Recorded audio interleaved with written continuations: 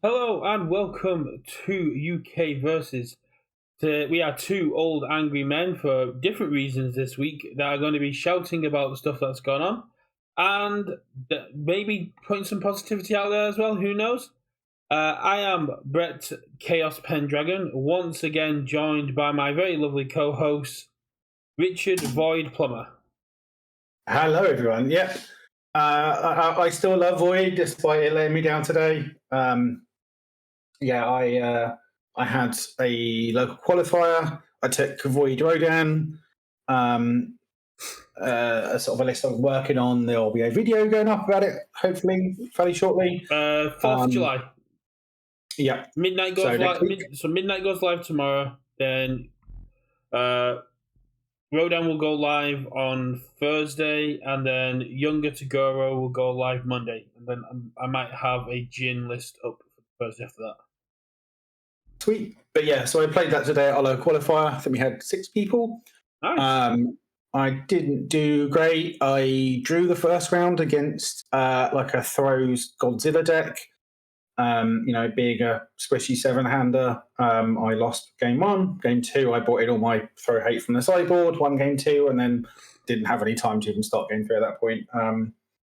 Round 2, I got bodied by Mimic. He was playing like a 14-15 attack deck that was just trying to build and then sculpt to a hand of 3 or 4 walk the dogs and what have you. Game 1, I ran into double runaway on like an attack turn and got killed on the swing back. And then game 2, he had all 4 walk the dogs and just couldn't survive through that. So he got smashed me. Yeah, obviously he played well, and I think it was probably a reasonably tough matchup-ish. And obviously Mimic is just very, very good at the moment anyway. And then round 3 against Momotaro, again, I think I was in turns, like in the last turn, I think if I check runner 5s, then I can win the game 3, but I checked a 3, so didn't. But yeah, so I certainly need a lot more practice with it. Like, with the deck being as it is, it's sort of avoid control-y, go long type deck. So I need more practice so I can be quicker. I think the list probably still needs tweaking, but and I still really like the deck. I'm still positive about it, and I still think it's good. It's just I think there's still work we've to be done. Seen a variant of our deck. Our deck profile will be going up on Thursday, but there was a deck profile done by the devs that was very similar. Rodan Void. I wasn't a fan, but I think that is actually a very different Void deck. That's a very aggressive version, hence why it's playing like the Decay Awakens and stuff. Like, I think that's a Rodan deck that's trying to kill you as quickly as it can, rather than what I was doing. So that's fair, but there's been a lot of events going on this weekend. We had Athena, we're having a local qualifier. There's been some other local qualifiers going along the north as well. And yesterday we had the first webcam circuit from Let's Talk UVS. Well, that's just been all day today, isn't it? Or was it yesterday? That was yesterday. Oh, okay. I thought it was today, but that went live yesterday. David went live first with some snap judgments for Godzilla, and then Tam went live with the coverage of the event. With other people like Rebby and Sam Tate being live throughout the event as well. Okay. And speaking of Rodan Void, the winner of the first webcam event was a budget Rodan Void. Well, I wouldn't say budget, right? It was just not running repeated smashes. It's not running. It's running It's running good, consistent cards, but it's not the powerhouse that would hit your wallet hard. Yeah, sure. I guess from that perspective, but I don't think that was the reason for the choices, right? It was obviously playing a much different lineup. I'm obviously playing the punches. It wasn't, and it was like nearly 90 cards, where I'm not playing anywhere near that thing. Yeah, it was on 80 odd. Yeah. Yeah. So yeah, a very different list to mine, a very different game plan. Maybe has probably more practice with it. And obviously, George is very good at the game. You know, our reigning US national champion. So, yeah, exactly. And I mean, there's some really interesting lists up on altogether. We've got Patrick Toombs playing the Chaos Toga 3. Everyone is very hyped up on that. We have Cameron Caldwell with the Void Woman. Everyone is very hyper with Void. We've got Misplay in chat who was playing the Life Toga 3. Okay. Great job, Jordan. But third. I mean, third is better than either of us have achieved in an event as well. Yeah, and obviously, you know, you can see a lot of representation here from both Girl Power and Godzilla, right? So we've got Rodan in first and fifth. We've got Woman in seventh. We've got Pony in fourth. So, you know, those characters are, you know, making a big splash there. So yeah, it looks like a pretty good lineup. You know, Toga 3, I think we all expected to be there. That Byakko is obviously up there as well. So the one that caught me most off guard is Sam Tate is a hell of a player, but Life Jiro 2 in this very aggressive meta was a very cool thing to see in 8th place. Yeah, I mean, Life's obviously a very good symbol. It's got it got a lot from certainly from Girl Power. So doesn't surprise me. Like I think whenever I've sort of tinkered around with Giro 2, it's been on water just because I'm a big fan of the water symbol and the defense it has. But, you know, obviously Life has a lot going for it with like pigeons and things like that, which I'm assuming he was playing. I haven't really looked. I basically looked at the Void Rodan list and that was it. So I haven't looked through any of the other lists. I've played an air list. Basically, someone from the NA's going to Oceania, and they were talking about Air Rodan. So I said we were just chatting about it, and they sent me over the list. So I made a couple of changes, and I played a couple of games with it, and I mean, you've seen this in the games I've played. If I can put Dragon's Fortitude in a deck, I will put Dragon's Fortitude in a deck because the card is dumb. I don't even remember what that card does. Dragon's Fortitude is the Ryuku one that if you have momentum, every attack you can discard momentum to give it -3 damage. Oh, okay, yeah. Because it's tenacious, and it basically says if I have momentum, you're getting 3 damage taken off that attack if I'm not planning on blocking it.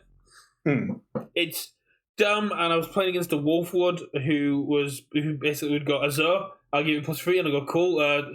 Dragon's Fortitude -3, and like, oh yeah, no, that's a thing. It's cool. Yeah. It's very. I'm a big fan of Dragon's Fortitude now.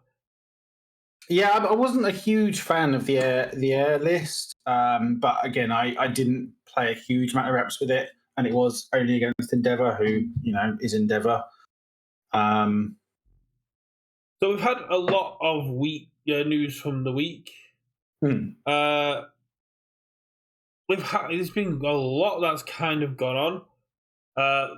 What was the news? There was literally news that dropped a couple hours ago, and I legitimately forgot it. And I wanted to see if a new anime season that's coming. It'll probably come back to me. But the big thing I want to rant about, because I love to rant when international people get messed over, is but at least it's not UVS this time. No, right? it's not UVS. It is Max and Hulu, who have basically said Suicide Squad Isekai is out. It came out a little bit earlier than people were expecting, and it came out before Anime Expo.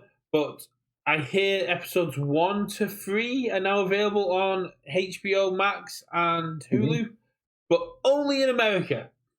Yeah. If you're outside of America and you don't have a VPN, then unfortunately you don't get to watch it unless you use some very dodgy third-party sites. Which I'm not the biggest fan of. I'd rather actually support if I could watch these on Max and let Max know I want more of this, I'd be down for that. Yeah, I mean, I guess it's not like a sort of Funimation, Crunchyroll type thing, right? So you can't get it on those sort of services. No, it's not Crunchyroll.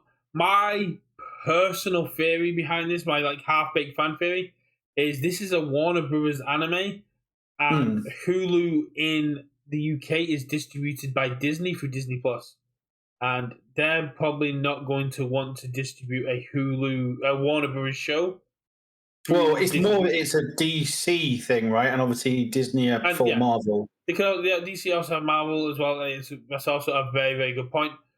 Prime might pick it up at some point. I know Prime have got some decent Batman stuff going on at the minute. Yeah, or maybe like Paramount Plus or something. Like, I imagine it will become available in the UK eventually, but who knows through what format and where. Exactly. And For when. people that are going to Anime Expo on Thursday, you're going to get your Harley Quinn and Joker promos. Let's go. That is so cool. Yeah. But yeah, and then they'll come up on Redemption reasonably soon, right? 19th, so it'll be 2 weeks after, 2 weeks on Friday. So we've had a fair number of articles dropped today. I think we've only had I think there were two main ones this week, right? So there was only really two, I think, official articles that were sort of relevant. We had three, one of which I would say is relevant, but not as relevant as what people are looking for. It was just the symbols and the creator card, right? With the two. And then we got the design team's decks for. Oh yeah, okay, yeah. I forgot about the decks. Yeah, we didn't get as. No offense to the design team and no offense to the OP team, we didn't get as much hype as we did last week when we got Blitz and we got Ruin and we got the character symbol. People were expecting to be seeing Backup and Shift and all the stuff that's been hinted on the cards that have been revealed so far. Yeah, I think Backup and Shift are the two main ones that we're still not allowed to talk about, right? I don't think there's much else.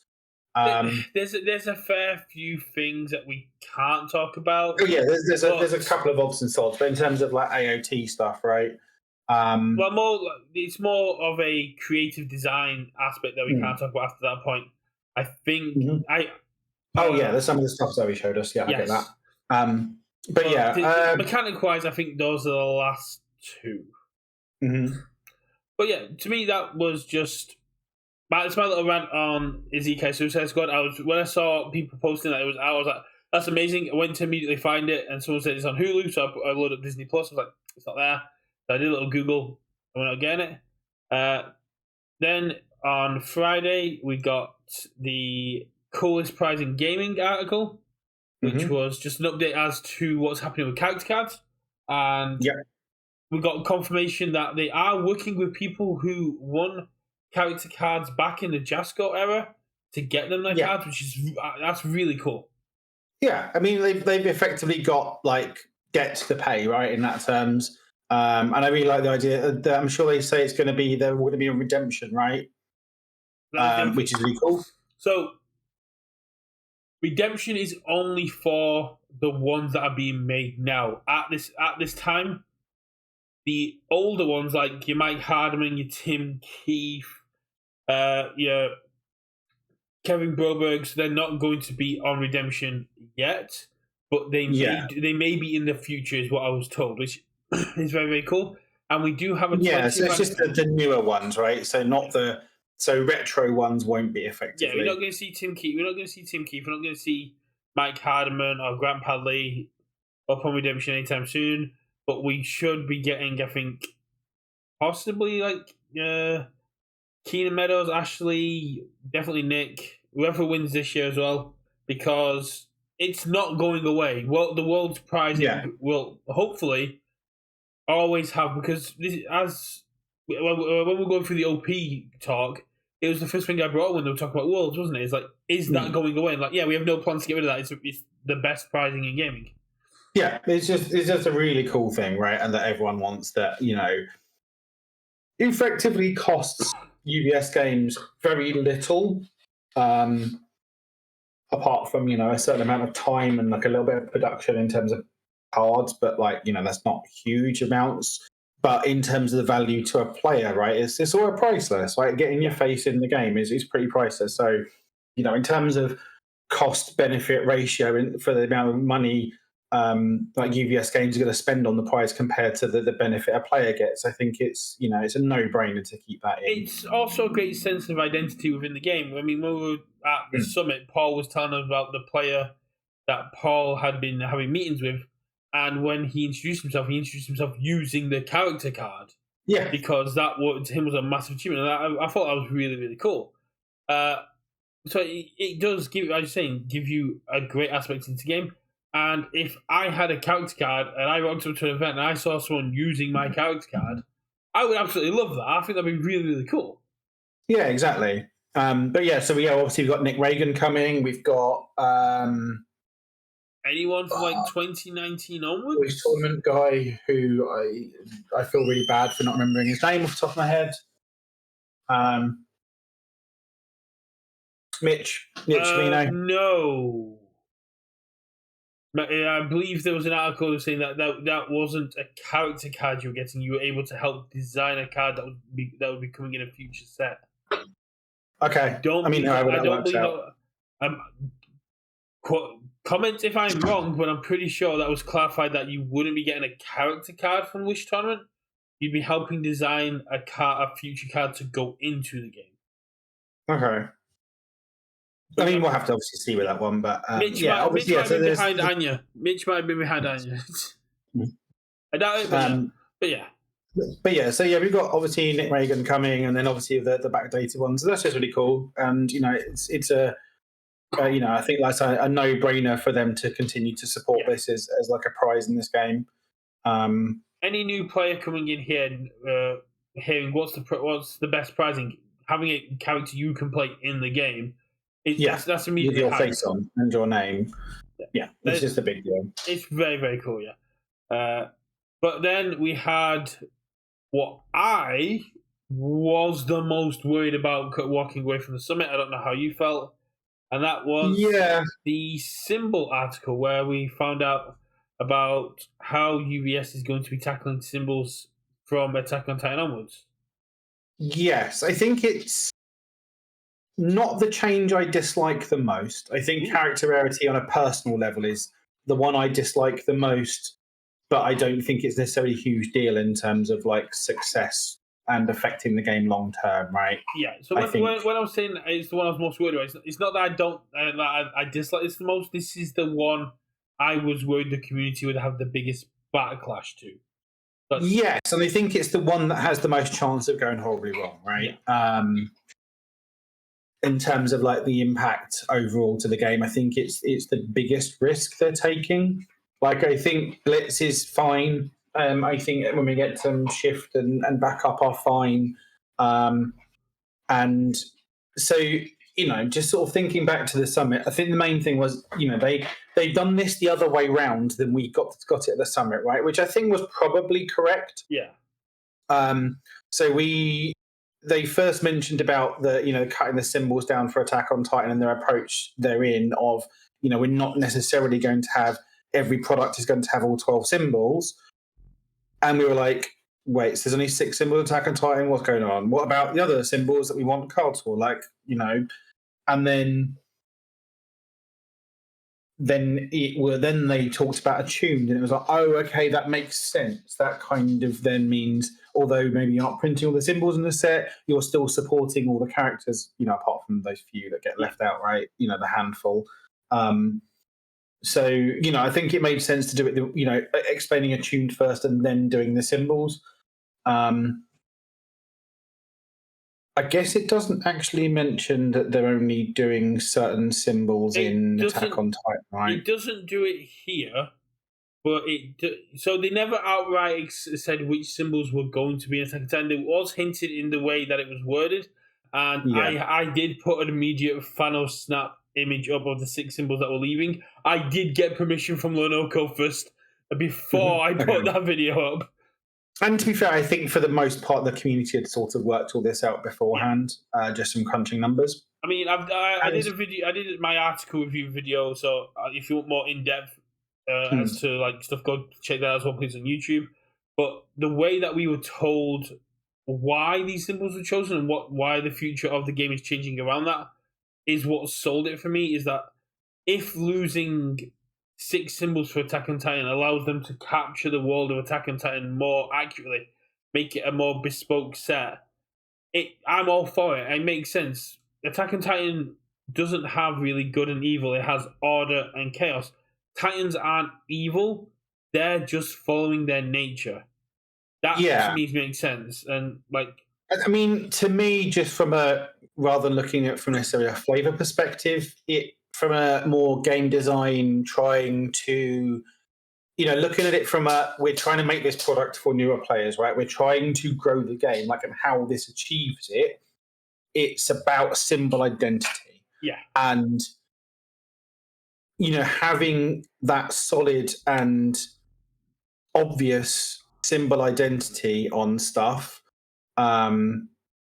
It is maybe a way for sort of newer players to sort of buy in and discover their identity in terms of the game and find a symbol they love. Yeah.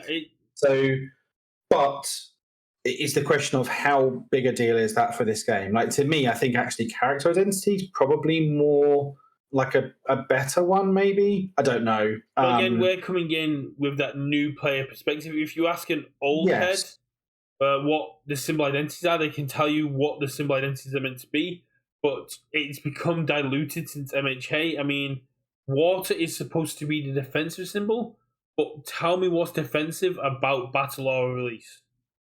Sure. Yeah.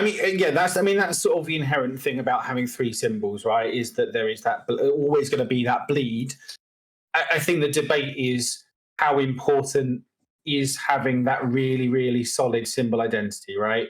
Like, how much does water's identity matter?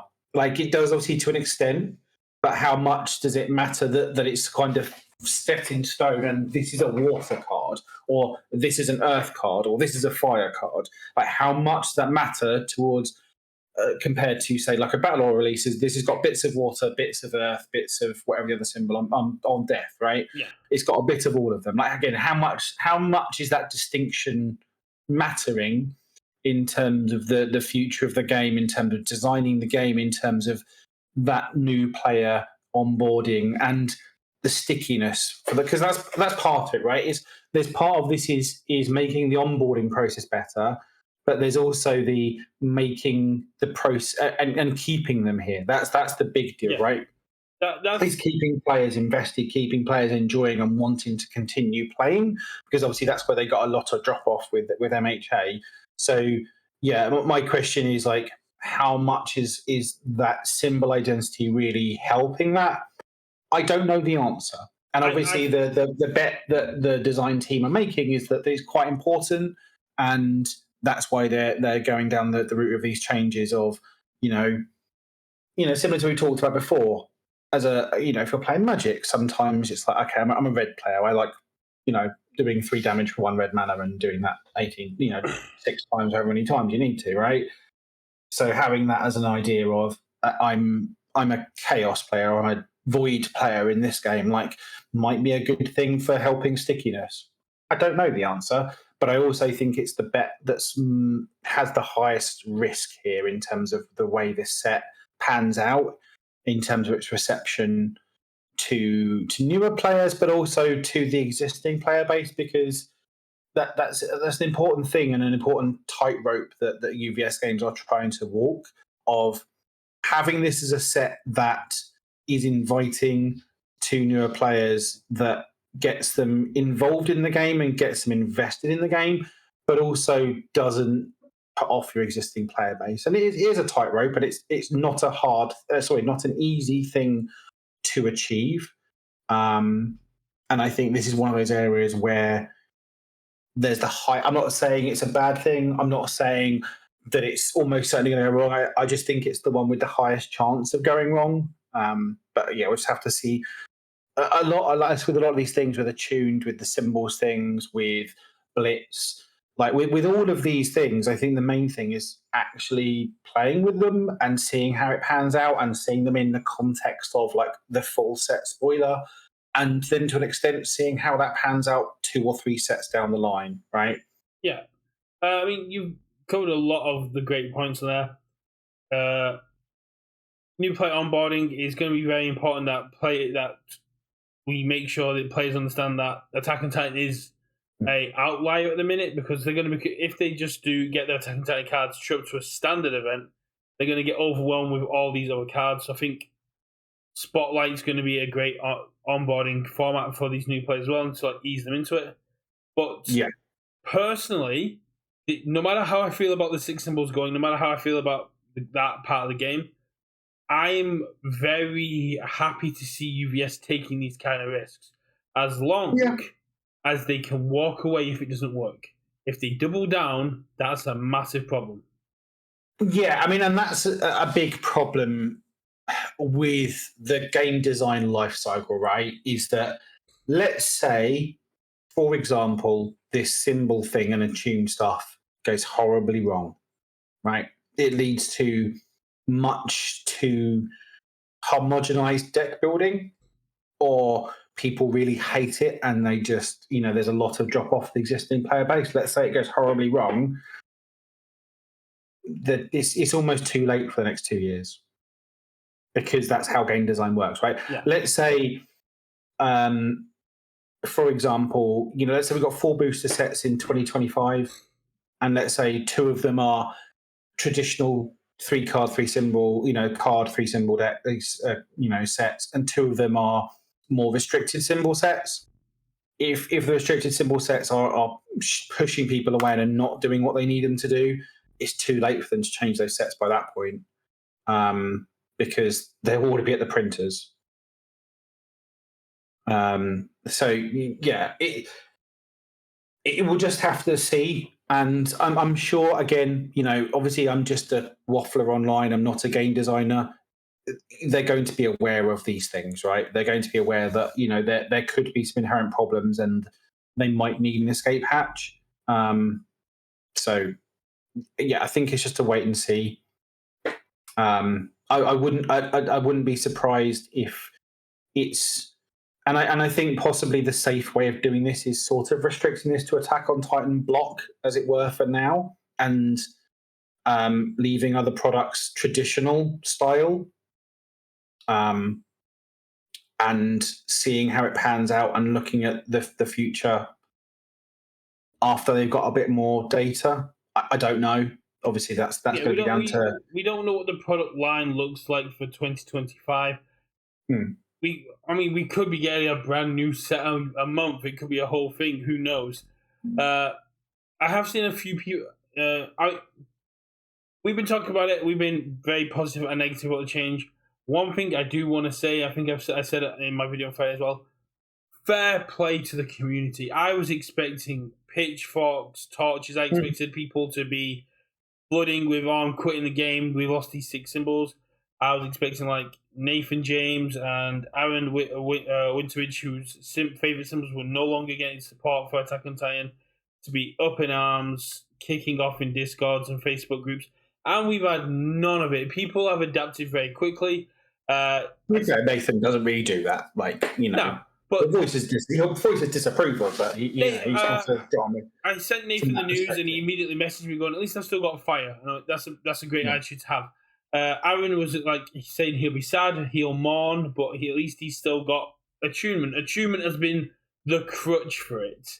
People, yes, and that's how that was the feeling from the event, right? Is that attuned sort of fixes the problems that this introduces, but it's whether that juice is worth the squeeze. Yeah, and that's where it comes down to, right? Is that? I'm sorry, I just want to finish just saying a big I want to say congratulations, but also just a thank you to the community, because usually we've seen people taking any opportunity to doomsay and just basically shit on any decision that has been made, and this was the perfect opportunity for people to do that.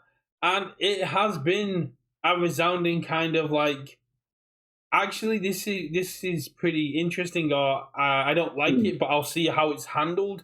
People are giving some leeway to the company over this decision and reserving judgment, and I think that is so cool. This community, that a decision that earlier this year, if it came out, people would have been kicking off about, is now more being taken a bit on the chin, because they know UVS are taking a lot of risks in Attack on Titan.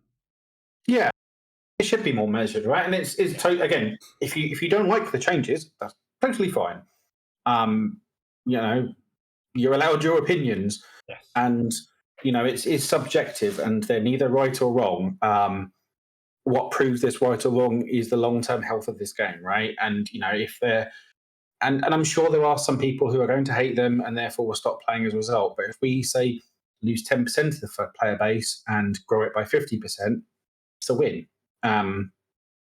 Ideally, we don't want to lose anyone, but yeah, I know. No, exactly. But like,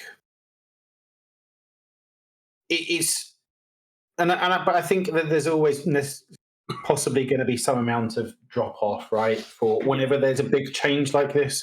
Again, I imagine sort of other car games have seen similar things whenever there's been a big change. Like I call them natural stepping off points. Like when Yu Hakusho was a natural stepping off point. We lost a lot of players locally because they only wanted to play MHA. So when Yu came out, they were like, "Oh, it's." Even though we just had the challenger decks, Yu was like a bigger sign that when MHA is going to be pushed back a little bit. So some people decide that, I don't want to play anymore. I was like, that's perfectly fine, but give the cards a try. And my friend Dean was insistent that he'll only play Spotlight. And I showed him Critical Role cards. I showed him Yu Hakusho cards. He went, actually, these are cracked and I need all of them. I was like, yeah, because if you actually give the stuff a chance and reserve your judgment rather than making a snap judgment, you'll see that when the UVS are taking a lot of care in making sure these risks go well. Yeah. Again, it's something we talked about. Is like they sort of have to, or else like they have to make some amount of change, or it just stagnates. Yeah. And it's just a question of whether it ends up, like I said, the juice being worth the squeeze, and that's just remains to be seen. Exactly. It's whether making sure that they wash their hands of it if it's not anything that isn't working. The best way I like to put it is they need to give it the refresh treatment. We saw refresh on one character in Jetburn, and then it was never seen again because it wasn't needed. And that's what needs to happen with Blitz and Ruin and Attunement. And if it isn't working, if it's getting negative feedback, if it's just not good for the game, it gets put in a box, and that says we tried. Yeah, and that's it. They're making some bets, and we'll see if they pay out.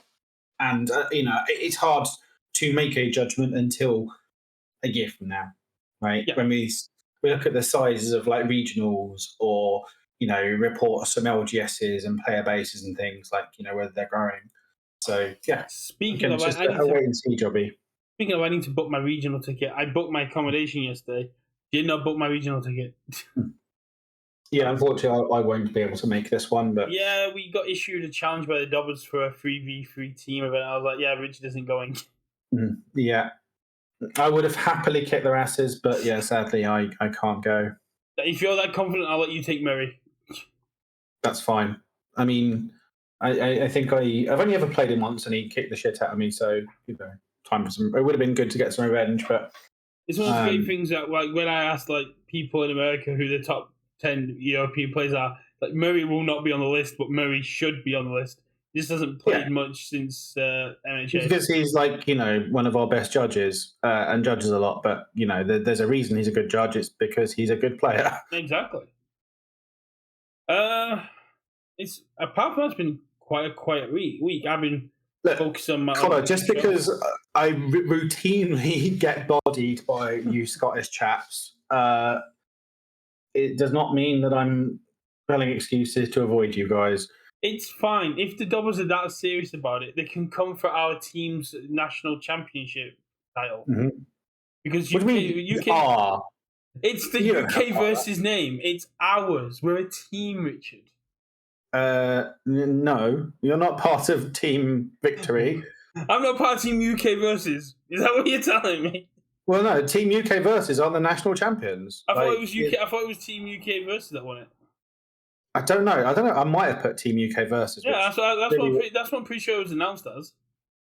No, it's probably an error on my part then, unfortunately. I think it's because I signed up to the event, because obviously only one person signed up, right? And yeah, that's probably why. I mean, I would have happily joined in, but I was too busy top cutting, But yeah, if the Dobbers want the team's title, they've got to come take it from Richard in Nationals. So yes, me, Gary, and Nat. Harry? No, Nat. Nah, Nathaniel. Not Yeah, super one of Brandon's sort of Essex crew, not Essex, Gillingham crew. Oh, nice.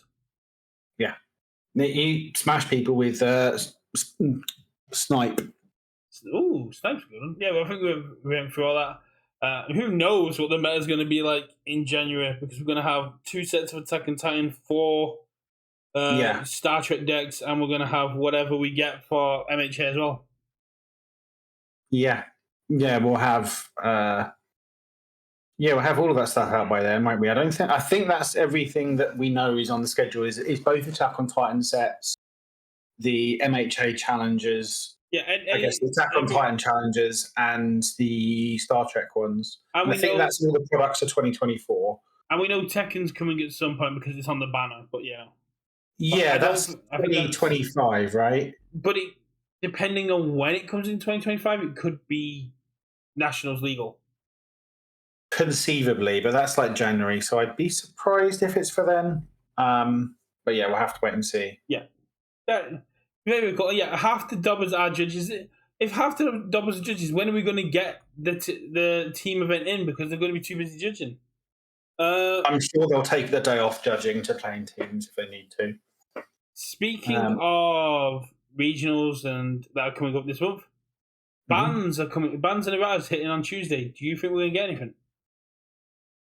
I don't think so. I think, to me, there's probably one card I could see an argument for. And that's about it for me. Which and that's that? Walk the Dog, right? It's...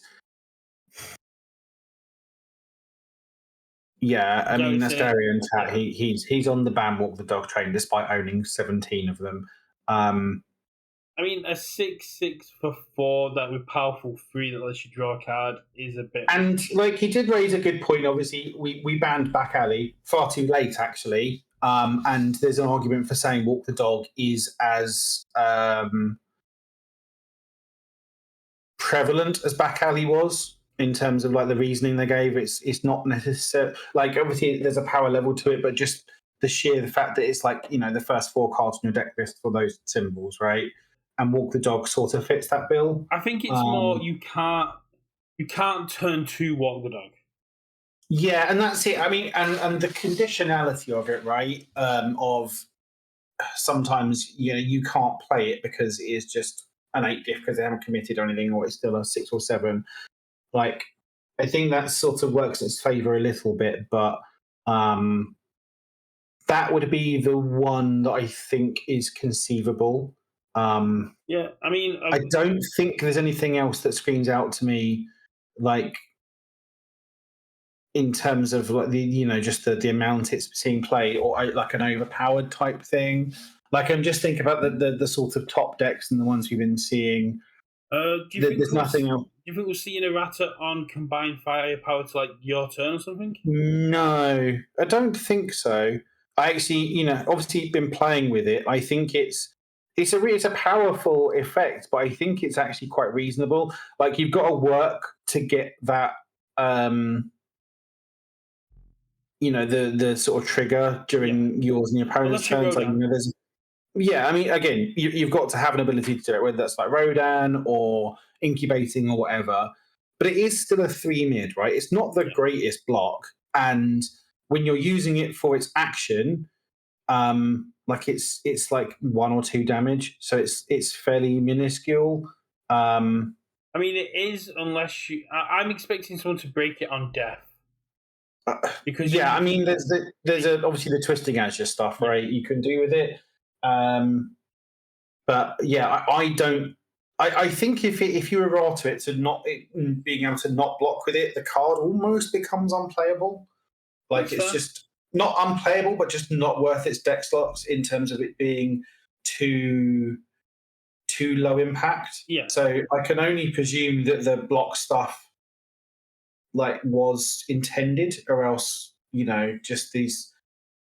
I think if this stuff just isn't that big a deal. Yeah, I think if it said if you have removed this turn, you may play it, but because it has to be on the attack, you've removed something. It just restricts it a lot more, but you still do, like you said, have things like incubating. Yeah, but you've got you've got to work for it, and B, I don't think it's a hugely overpowered effect. Like it's nice, but like I say, it's a 3 mid block. It's not the best block. And So as Gary's saying, you do mill out very quickly to the point where those guys go back into your decks. It's kind of like a Tokiyami situation. Whereas if you're too deep looking for them, they just kind of disappear. Yeah. So no, I think I don't think there's any reason to be doing that. To be honest, like again, I think the card's fine. I think it's good. Like for me, like I cut a copy. Like I was only playing 3 copies in my list today, and that felt fine. What about Azor and Arm of the Wolf? How are you feeling about those in the current meta? Again, I think they're probably fun. I think Azure's still fine. I think there's so much like damage reduction available that I just don't think Azure is at a point where it's actually a problem. And Arm of the Wolf again. I think if you're considering hitting Arm of the Wolf, I think you have to hit Walk the Dog first. Like I think Walk the Dog is more egregious than Armor. And like Armor, again, you've sort of got to work for it in terms of getting the momentum. Walk the Dog, you sort of don't because it's just sort of free. Like it's got the stun one, it draws a card. It burns, and obviously it does have a momentum dump on it, but it's still like it's a 6 low 6, right, to begin with, so it sort of doesn't need it. And there's obviously a lot of interactions, like positive interactions with it, that come with the Godzilla decks. So things like, I don't rate the card, but the City Rampage, the Kiryu, the draw a card if you play a 5 diff and stuff like that, and Godzilla giving it 3 damage. Like, there's obviously positive interactions there. So, I mean, I've been playing it in Air Rodan, and if you've got momentum, basically going, here's my 9-10 low for 20 damage. It's kind of like, yeah, that's a thing. Yeah, like it's very good, but it's the only one I could see realistically copying a ban at this point. Like I could be surprised and something else does, but I think it's Walk the Dog or nothing for me. And I don't necessarily think Walk the Dog should be banned, but I think it's Walk the Dog or no bans. What about on the other side of things? Do you think there's anything that can now? Are we in a position where anything that was banned in the past could possibly come back into the game? I don't think so. I don't even think what's actually banned other than Back Alley. I mean, you could probably. Stronger in Darkness, but that's one that doesn't matter. Ready, Get, Set, Go? No, that's never happening. It's just, again, it's a play pattern thing rather than anything else. One with Nature? Stack Time, no. One with Nature, no. Again, Stack Time, One with Nature is, again, card draws 2-3. And Mop Strike should have been reprinted. So, no, nothing's coming back. I think Mob Strike should have come back in Attack on Titan with the Levi cleaning arc, and it should have been a spiritual reprint that was order attuned. No. Because it's a very order card, but the damage that we currently have with Death. Again, it was just too good for whatever it did. Like, again. I feel like One with Nature could come back. No, it couldn't. Card draws 2-3. There's no way they're back. I would like to see Mothra get Ready, Get, Set, Go, even if it is just for 1 month. But it's not going to be featured this month. Yeah, they're just, again, like Ready, Get, Set, Go wasn't necessarily even causing huge amounts of problems, like in the meta. Realistically, it's just a really negative play pattern with it. I think it was for those very niche turns where people like Toga 1 were able to go Ready, Get, Set, Go, new training method, build, Ready, Get, Set, Go, and then essentially get like 4 to 6 foundations down in your turn.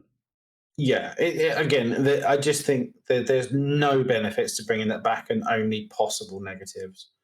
So yeah, there's no way they're unbanning anything. And I think Walk the Dog's the only thing they can consider banning. There's nothing else that screams to me that needs a ban.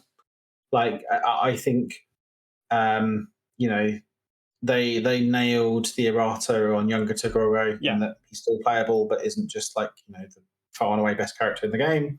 I don't think Endeavour needs anything. I mean, I don't think. Endeavour Order would take a massive hit if What the Dog got taken out anyway. Yeah, and that's okay. And that's it. It's like, yeah, it's sort of a kill card for a lot of decks, but it's like, well, if you take it away, what else have they got? Like, I guess Air's still got like Falling Skies and stuff, but like, what does Order have if it doesn't have Water Dog? I mean, it's got focused attack. It's got prominence burn, plus ultra prominence burn. It's got repeated smash. Yeah, but yeah, I mean, there's obviously other stuff. I guess Ice Sword on Order. So yeah, I don't think they will, but I think What the Dog is the only thing I could see realistically on that list. I'd be surprised if there's anything else. That's fair. I mean, I've been testing on some very weird stuff. I have no idea. I have still no idea what I'm going to play regionals. I've been more focused on content. I'm still more focused on what content I want to make at regionals. In all honesty, like nationals is the biggest thing for me. I could see Kirishima 2 getting unerratted. Yeah, again, I don't. They could. I just don't think there's any benefit to doing so. So they won't. I just don't think there is. I mean, with Rune coming in, Kirishima does kind of take a hit. Kirishima 2 just kind of take a hit because you're building a lot of face downs, and Rune basically gets you to blow them up. Again, I just don't think there's any benefit to unerratering him. I think it could only go wrong, and not a lot goes right. So I don't think there's any point to doing so. But it's about whether or not that card is still an issue. If keeping him errated, look, think about it in terms of new player onboarding. If a new player loves Kirishima and you go, oh yeah, Kirishima 2, the text isn't correct, but Kirishima 3 is. But if Kirishima 2 can now play at the same level as Younger Tagoro can, without the errata, they can scrap the errata and they can make it easier for new players coming in. Yeah, I mean, I get that, but I think the risk that he's problematic still, I think, isn't worth the squeeze. I mean, what would be problematic? I'm going to just quickly grab him so I can just remind myself of what he actually does. Again, it was a similar Younger Tagoro thing, right? In that he never played with any sort of committal because everything was free and he had loads of free damage because he just built so many and drew so many through his ability. Kirishima 2, yeah.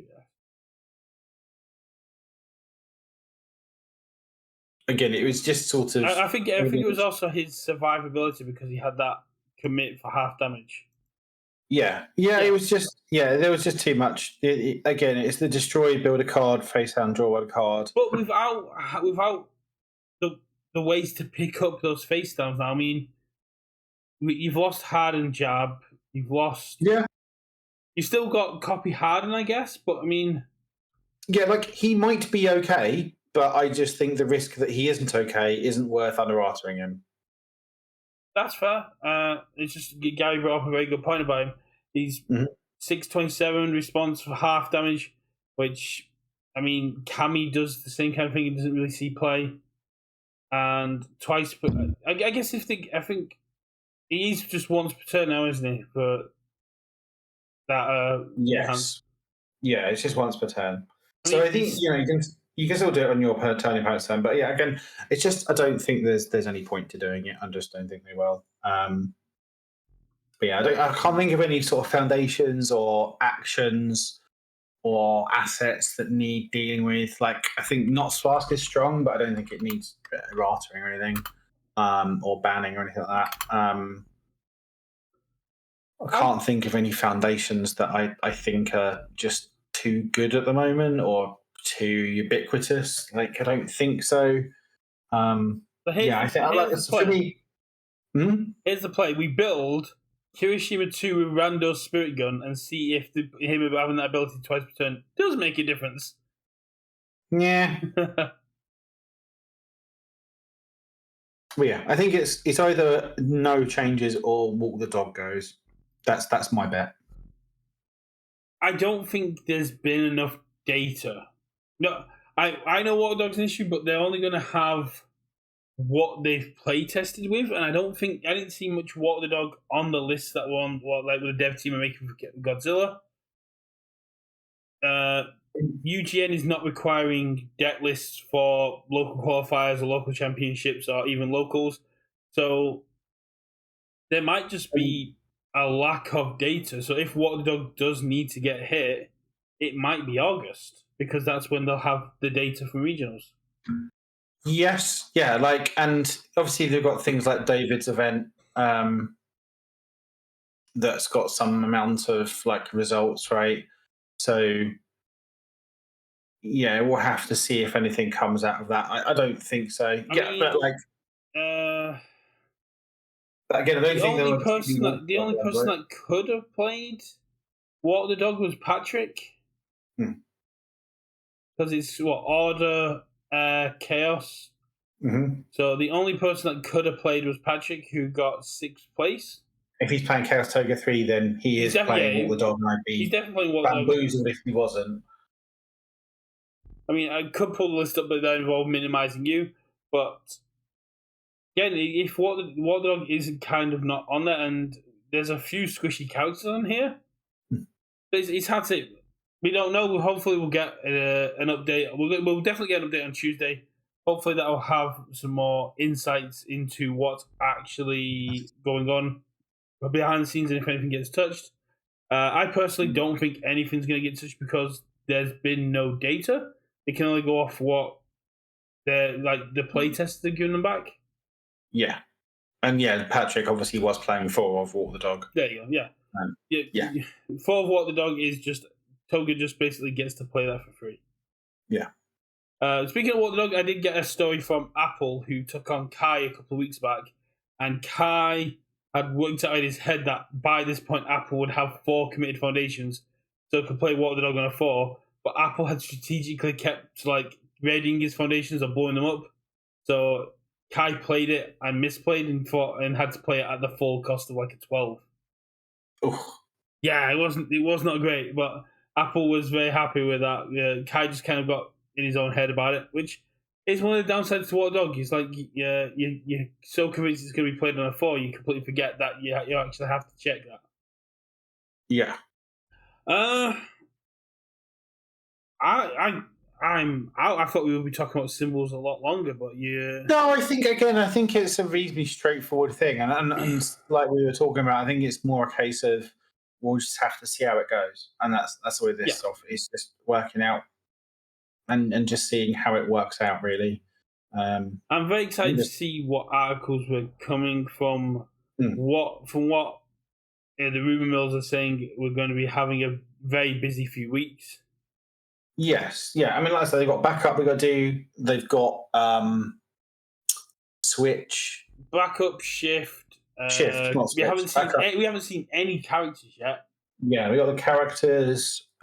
We've got obviously premium treatments, so things like your alt arts and chrome rares still to come and see how they work out. Any information as to how pre-releases are going to work? If it's the exact same, or if it's going to be changed? I imagine it's the exact same. Yeah, I think pre-release will be the same, and they might want to do something special. A la the Dark Tournament, right? Have a thing there. What else have we got coming up? Obviously, we've got OP announcements for next year. Yeah, I think hopefully before Gen Con. Will be out over the summer, right? We've got announcements of whether they're doing anything at Gen Con, anything to do with sort of, the Season 2 stuff and Season 3 and sort of OP for the rest of the year. So I think they've got plenty to churn out, right? Yeah. And then possibly announcements about future products, the product lineups for next year. And also for the later this year, so we'll start maybe hearing trickles of the challenger decks coming up, whether that's the I imagine that would be December's roadmap.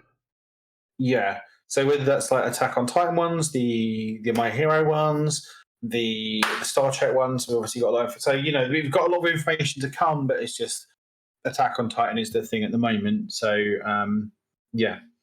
I just remembered that I had some actual quite good news, and I completely forgot at this point. So in 2 weeks, we have our Star Championship, and as people have been following the gameplay videos and people have been following what I was saying, we've been playing in a pub for the last year. Yeah. The Star Championships in 2 weeks will be in a store. Okay. So the new Stronghold store will be opening soon, and it will be. I think it'll be. From what Rob has been telling me, the flagship product they'll be pushing is going to be Universus. It's going to be Nice. a Universus focused store with Magic and Digimon still stuff there, but the main drive of that store is going to be getting people into Universus, which I think is Okay. Where is this store? Southampton. Okay. Yeah, if you're in the southwest and you're eager to get into this game, or you live in the Southampton area, it's got Rob and the guys have been working very hard to get this stuff and go running. I'm going to be making content when I go down there. Again, they sort of know they've already got a pre-built playbook for it, right? So Yeah. It makes sense. So yeah, obviously, once you get more details, feel free to shout out the store. If anyone's free on the 15th, we'll be having our Star Championship. I'll be down. I'll be doing recordings. I'll be taking demo decks down because I'm excited to just be playing a Star again. Yeah, fair dues. But yeah, I think just checking how far it is to get to Southampton.